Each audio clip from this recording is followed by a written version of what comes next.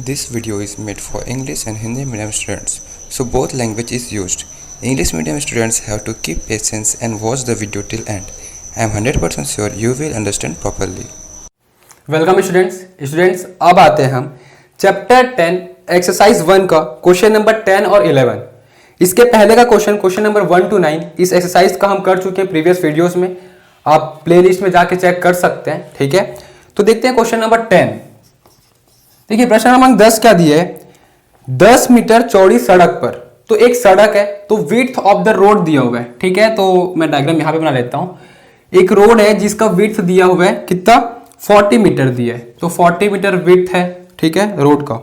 दो समान ऊंचाई वाले बिजली के खंबे, ठीक है, तो एक इलेक्ट्रिसिटी पोल है, ठीक है, जिसका हाइट बराबर है, ठीक है, समान ऊंचाई वाला बोला गया, एक दूसरे के सामने स्थित है। तो लेट सपोज एक कॉर्नर पर एक इलेक्ट्रिसिटी पोल है, दूसरे कॉर्नर पर दूसरा इलेक्ट्रिसिटी पोल है, ठीक है। पहले इलेक्ट्रिसिटी पोल का नाम कर देता हूं AB और दूसरे का सपोज CD। ये दोनों का हाइट बराबर दिया है, समान ऊंचाई बोले ना, यानी कि हाइट दोनों का बराबर दिया है। और आगे फिर क्या दिया हुआ है वो पढ़ते हैं हम। दोनों खंबे के बीच सड़क पर स्थित किसी एक बिंदु से, तो ये दोनों खंबे के बीच एक बिंदु है रोड पर, ठीक है। सपोज यहां पर है वो बिंदु, ठीक है ना। दोनों के मध्य तो बोला नहीं है कि अगर हम बीच में डाल दें, ऐसा तो नहीं बोला गया ना बिंदु को। तो कहीं पे भी, यहां पे हो सकता है, यहां पे हो सकता है, कहीं भी हो सकता है। तो ये बिंदु, सपोज ये बिंदु का मैं जो नाम लिखता हूं वो O कर देता हूं, ठीक है, O। ये बिंदु हमें दिया हुआ है। पहले एवं दूसरे खंबे के उन्नयन कोण क्रमशः 30 अंश व 60 अंश है। तो उन्नयन कोण दिया हुआ है इस बिंदु से पहला और दूसरा खंबा का, ठीक है। तो हम क्या करेंगे, ये एक खंबे से उन्नयन कोण, ये दूसरे खंबे से, ठीक है। ये बोला गया 30 डिग्री, ये बोला गया 60 डिग्री, ठीक है। कोई कंफर्म नहीं कौन सा 60 है कौन सा 30 है, बट पहले खंबे से दूसरे खंबे बोला गया तो किसी भी को हम ले सकते हैं, ठीक है।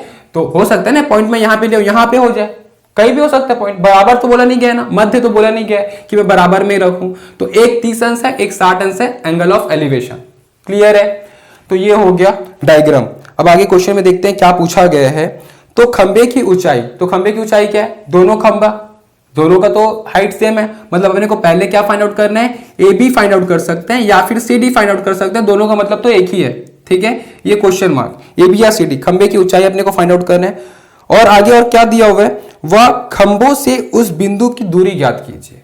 और अपने को क्या फाइंड आउट करना है, खंबों से, यानी कि ये दोनों इलेक्ट्रिसिटी पोल से इस बिंदु का दूरी, यानी कि पहले BO भी और OD भी, ये दोनों फाइंड आउट करना है अपने को, ठीक है।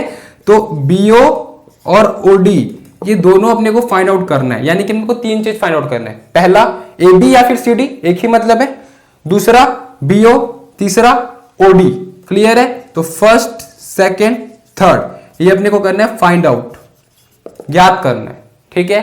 तो अपन एक काम करते हैं, ABCD दोनों अलग अलग हो जाएगा, उससे अच्छा अपन इसको H ले लेते हैं और इस H वैल्यू को फाइंड आउट करेंगे तो ये इलेक्ट्रिसिटी पोल का हाइट हो जाएगा। तो इसको मैं लेट सपोज H ले लेता हूं, इसको भी H, क्योंकि दोनों बराबर है। तो अपने को H फाइंड आउट करना है, BO और OD, ठीक है। चलो ठीक है। तो देखो यहां पे BO का मैं जो बोल सकते हैं लंबाई X ले लेता हूं, या फिर OD का लंबाई को X ले लेता हूं, OD को। अगर OD को X लिया तो BO क्या हो जाएगा, 40 माइनस X। 40 में से अगर ये OD को घटा दूंगा तो ये बचेगा ना भाई, पिछले क्वेश्चन के जैसा ही है, ठीक है। तो ये क्या हो जाएगा, 40 माइनस X हो जाएगा। तो BO equals to 40 minus X, 40 minus X, और OD इक्वल्स टू X। ये अपने को फाइंड आउट करना है। तो इसके लिए अपने को X का वैल्यू पता होना चाहिए। अगर X का वैल्यू पता है मतलब अपन BO OD फाइंड आउट कर सकेंगे, क्लियर है। चलो ठीक है, ये तो रहा क्वेश्चन का कॉन्सेप्ट। अब सॉल्व करते हैं इसको। देखो यहां पे कितना राइट एंगल ट्रायंगल बन रहा है वो देखने वाली बात होगी। तो राइट एंगल ट्रायंगल यहां पे दो बन रहे हैं। पहला क्या है, COD, ठीक है, कैश ऑन डिलीवरी वाला COD नहीं है, ट्रायंगल है COD, ठीक है, COD। दूसरा क्या है, AOB, दूसरा राइट एंगल ट्रायंगल, क्लियर है। अब क्या करेंगे हम, अपने को फाइंड आउट करना है ये और ये भी। तो देखो हम दोनों ट्रायंगल में कॉन्सेप्ट लगाएंगे जो हम लगाते हैं, ठीक है। तो पहले इस ट्रायंगल में लगा लेते हैं, ठीक है। तो हम यहां पे लिख लेते हैं फ्रॉम ट्रायंगल CDO, हम लिख लेते हैं, ठीक है, एंगल CDO, यहां पे अपने को परपेंडिकुलर और बेस दिया यानी कि tan थीटा आएगा, रिलेशन है तो फिर तो क्या होगा tan theta equal to perpendicular upon base. ठीक है, इसको आगे मैं यहां सॉल्व कर दूंगा। tan थीटा, तो थीटा का वैल्यू क्या है भाई, थीटा का वैल्यू 60 डिग्री है, तो tan 60 इक्वल्स टू परपेंडिकुलर का वैल्यू क्या है h, बेस का वैल्यू क्या है x, हम h का वैल्यू फाइंड आउट करते हैं। ठीक है, तो x इस तरफ आके इंटू हो जाएगा, tan 60 डिग्री क्या होता है, √3 होता है। ठीक है, तो √3 इंटू x क्या हो जाएगा, √3x इक्वल टू h। तो यहां पे h का वैल्यू आ गया in the form of x। ठीक है, अभी क्लियर नहीं है h का वैल्यू। अब अपन सेकंड ट्रायंगल में लगाते हैं यही कॉन्सेप्ट, फ्रॉम ट्रायंगल ABO। ठीक है, फिर से अगेन परपेंडिकुलर और बेस का कॉन्सेप्ट है, यानी कि tan theta equal to perpendicular upon base कर देते हैं। tan थीटा का वैल्यू क्या है, यहां पे 30 डिग्री है, परपेंडिकुलर का वैल्यू क्या है h, और बेस का वैल्यू क्या है 40 माइनस एक्स। क्रॉस मल्टीप्लाई करेंगे, tan 30 डिग्री क्या होता है, 1/√3 होता है, तो 1/√3 होगा, और जो कि ऊपर चले जाएगा तो क्या होगा 40 minus x equal to h। तो h का दो वैल्यू आ गया, पहला तो ये और दूसरा ये। ठीक है, दोनों को इक्वेट कर देंगे तो x का वैल्यू मिल जाएगा। ठीक है, इसको मैं लेट सपोज इक्वेशन 1 कर देता हूं, इसको 2 कर देता हूं, तो मैं यहां पे लिख देता हूं फ्रॉम इक्वेशन 1 एंड 2, दोनों को इक्वेट कर देंगे। ठीक है, तो क्या है 40 माइनस एक्स अपॉन √3 दिया हुआ है इक्वल टू h है, तो h की जगह मैं √3x लिख सकता हूं, तो √3x, √3 इधर जाके मल्टीप्लाई हो जाएगा, तो √3 इंटू √3 3 हो जाएगा, ये हो जाएगा 3x। ठीक है, तो 40 minus x equal to 3x, minus x इधर जाके प्लस x हो जाएगा, तो 40 equal to 3x plus x, ये हो जाएगा 4x। ठीक है, तो 40 इक्वल टू 4x, ये मल्टीप्लाई होके x इक्वल सॉरी डिवाइड होके क्या हो जाएगा, x इक्वल टू 10 मीटर, तो x का वैल्यू 10 मीटर आ गया। अब यहां से मुझे x का वैल्यू तो आ गया 10 मीटर। ठीक है, अब अपने को क्या क्या फाइंड आउट करना था वो फाइंड आउट कर लेते हैं। पहले तो अपने को h फाइंड आउट करना था। ठीक है, दूसरा अपने को BO, तीसरा OD, तो h फाइंड आउट करते हैं। तो h कहां से मिल सकता है, अपने को यहां से भी मिल सकता है, क्योंकि x का वैल्यू तो मिल गया ना, कहीं भी पुट कर देते हैं इक्वेशन 1 या इक्वेशन 2, इक्वेशन 1 में पुट कर देते हैं। ठीक है ना, हम यहां पे लिखते हैं फ्रॉम इक्वेशन 1, इक्वेशन 1 क्या है, h इक्वल टू √3x, तो h इक्वल टू क्या होगा, x का वैल्यू रखते हैं 10, तो ये हो जाएगा 10√3 मीटर। ये हो गया पहला आंसर, h का वैल्यू। दूसरा क्या फाइंड आउट करना है, अपने को BO फाइंड आउट करना है। ठीक है, तो BO इक्वल्स टू क्या था 40 माइनस एक्स, तो 40 माइनस एक्स कर देते हैं, तो BO equals to 40 minus x का वैल्यू क्या है 10, ये हो जाएगा 30 मीटर, तो BO का वैल्यू भी आ गया 30 मीटर, दूसरा आंसर। तीसरा अपने को क्या फाइंड आउट करना था, OD, OD का वैल्यू क्या है x, तो OD इटसेल्फ x है, तो x का वैल्यू क्या है 10, ये हो जाएगा 10 मीटर। तो यहां पे अपने को तीनों का वैल्यू मिल गया। क्लियर है ना, तो इस प्रकार से मैंने ये क्वेश्चन, अगर आपको समझ में आए तो वीडियो को लाइक करिएगा, चैनल को सब्सक्राइब करिएगा, और जितना ज्यादा हो सके ना क्लास 10th मैथ्स वालों के साथ शेयर करिएगा। और अब आते हैं हम इसका लास्ट क्वेश्चन, क्वेश्चन नंबर 11 पे। अब आते हैं इस एक्सरसाइज का लास्ट क्वेश्चन, क्वेश्चन नंबर 11। देखिए प्रश्न क्रमांक 11 क्या दिया हुआ है, एक प्रेक्षक यानी कि एक ऑब्जर्वर है, ठीक है, जो ऑब्जर्व कर रहे हैं, एक प्रेक्षक भूमि से 90 मीटर की ऊंचाई पर, तो हमें क्या बोला गया, देखो एक ऑब्जर्वर है जो कि भूमि से 90 मीटर की ऊंचाई पर 36 रेखा में उड़ रहे गुब्बारे को देखता है। तो हमें अभी गुब्बारा का हाइट दी है, ठीक है ना, यानी कि हाइट ऑफ बलून दी है। सपोज यहां पे बलून है, बलून B लिख लेता हूं, ठीक है, इसको तो एक कुछ हाइट पर बलून है, ठीक है, कितना हाइट दिया, ये भूमि का पॉइंट दिया है, ठीक है, जमीन का जो बिंदु होगा ना, जो पॉइंट होगा वो है A, ठीक है। तो इस भूमि से ये बलून, ये जो बोल सकते हैं गुब्बारा जो है, उसका हाइट दिया हुआ है कितना 90 मीटर, ये हमें दिया हुआ है। तो एक ऑब्जर्वर है जो कि यदि किसी क्षण प्रेक्षक की आंखों से गुब्बारे का उन्नयन कोण 45 अंश है, ठीक है। तो कोई प्रेक्षक है, कोई ऑब्जर्वर है, सपोज कोई पॉइंट है यहां पे, ठीक है ना, तो P फॉर पर्सन लिख देता हूं यहां पे, ठीक है, P। ये जो पर्सन है, ये जो ऑब्जर्वर है, वो अगर कोई क्षण at any instance of time, ठीक है, अगर इस बलून को देखता है, तो इसका एंगल ऑफ एलिवेशन, उन्नयन कोण, है ना, उन्नयन कोण कितना दिया गया है 45 डिग्री, 45 अंश है, ठीक है। और कुछ समय बाद, ठीक है, आफ्टर सम टाइम्स यह उन्नयन कोण घटकर 30 अंश हो जाता है। तो कुछ समय के बाद ये जो पर्सन है ना, इस गुब्बारे को देखता है तो 45 अंश था, लेकिन धीरे धीरे वो 30 अंश हो जाता है, यानी कि गुब्बारा अपनी जगह से हट गया, बलून लगभग यहां पे आ गया सपोज, ठीक है। तो पहले जो 45 अंश था, अब वही कितना हो गया, 30 अंश का हो गया उन्नयन कोण, ठीक है। तो आगे क्या दिया है, तो गुब्बारे द्वारा बिंदु ए से बी तक तय की गई दूरी ज्ञात कीजिए। ए से बी, यानी कि देखिए ए से बी मतलब ये तो मैं अपने से नंबर नेम कर लिया हूं, लेकिन जो बुक में जो डायग्राम दिया है उसके हिसाब से नेमिंग कर लेते हैं, ठीक है, तो ज्यादा इजी पड़ेगा। ए टू बी बोला गया है, तो ये दिया है ए और यहां पे दिया हुआ है बी, ठीक है, और बाकी ये सब पॉइंट नहीं दिया है, इसको हम अपने हिसाब से पॉइंट कर लेंगे, ठीक है। तो ऑब्जर्वर के लिए ओ ले लिए, ए बी, इसको सी ले लेते हैं, और यहां पे भी तो इसका बेस होगा ना, तो इसको हम डी ले लेते हैं, ठीक है। समझ में आया? अपने को फाइंड आउट क्या करना है, ए बी, यानी कि अपने को ये फाइंड आउट करना है कि गुब्बारा कितना दूरी तय किया, ठीक है। तो बलून का जो डिस्टेंस ट्रेवल है वो अपने को फाइंड आउट करना है कि कितना मीटर अपनी जगह से वो खिसक गया, ठीक है, हम ये बोल सकते हैं, ठीक है। तो अपने को ए बी फाइंड आउट करना है, तो हम यहां पे लिख लेते हैं A B equals to question mark.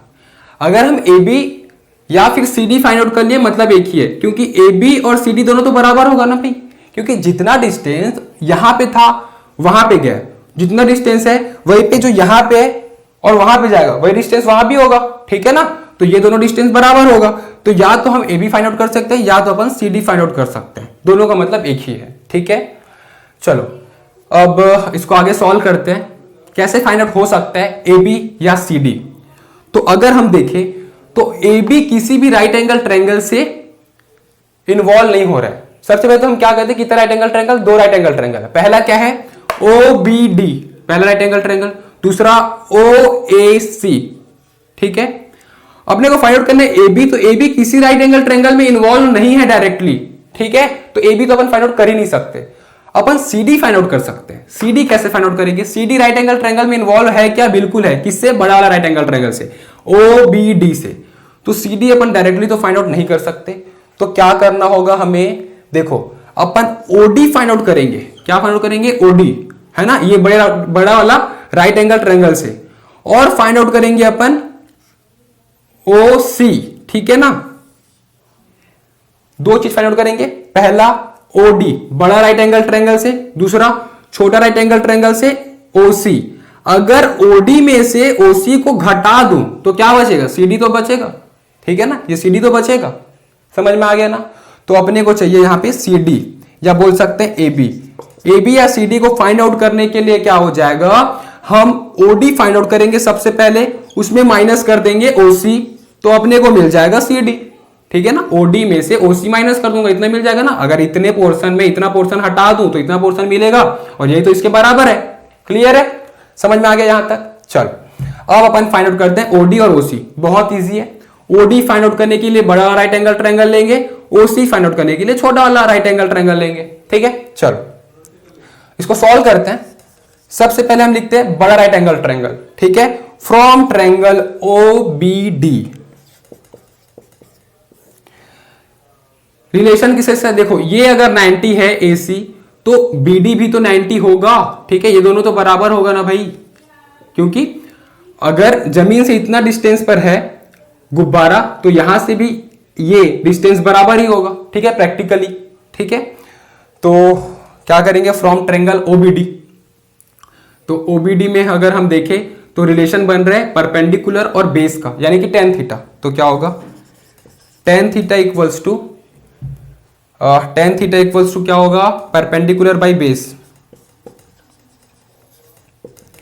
tan theta का वैल्यू क्या है, देखो बड़ा राइट एंगल ट्रायंगल में अगर देखूं तो थीटा का वैल्यू है 30 डिग्री। देखो 30 डिग्री है क्योंकि छोटा एंगल फिर बड़ा एंगल, तो कितना 30 अंश है, तो tan 30 degree.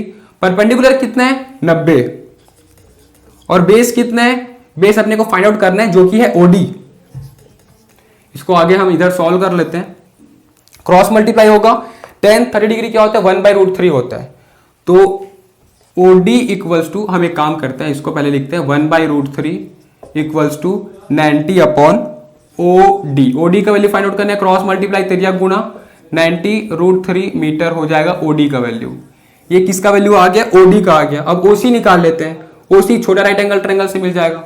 From triangle OAC, या बोल सकते हैं ACO, फिर से परपेंडिकुलर और बेस का कॉन्सेप्ट है, रिलेशन है, तो tan थीटा लगेगा। tan थीटा का वैल्यू क्या है? देखो इसमें कितना है, और थीटा इक्वल टू 45 डिग्री है, और परपेंडिकुलर कितना है? परपेंडिकुलर 90 है, और बेस कितना है? बेस अपने को फाइंड आउट करना है, जो कि है OC। देखो tan 45 डिग्री क्या होता है? 1 होता है। इसका वैल्यू क्या होता है? 1 होता है। तो 1 इंटू OC क्या हो जाएगा? OC equal to 90 metre.